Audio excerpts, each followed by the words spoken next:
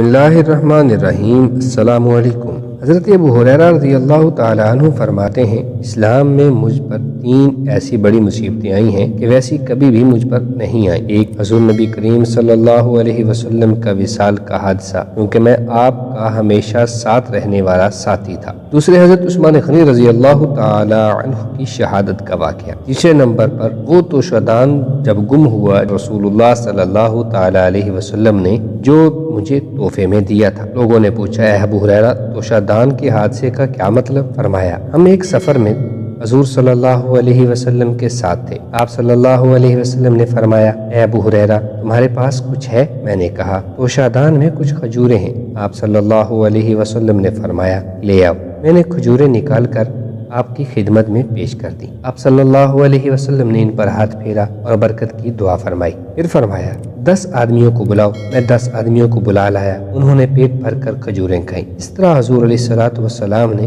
10 آدمیوں کو بلا کر کھلاتے رہے، یہاں تک سارے لشیں کھا لیا اور توشدان پھر بھی بھرا کا بھرا رہا۔ آپ صلی اللہ علیہ وسلم نے فرمایا، اے ابو ہریرہ، جب تم اس توشدان میں سے کھجوریں کھانا چاہو تو اس میں ہاتھ ڈال کر نکال لینا۔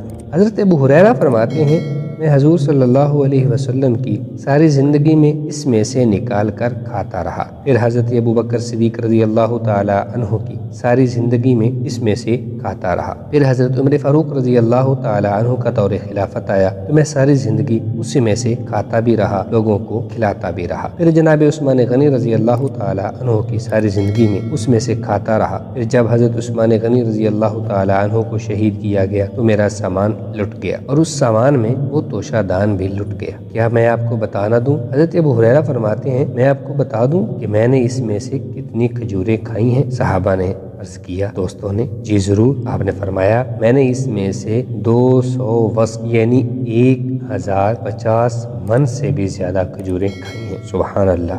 یہ تھی حضور نبی رحمت صلی اللہ تعالی علیہ وسلم کے ہاتھ مبارک کی برکت۔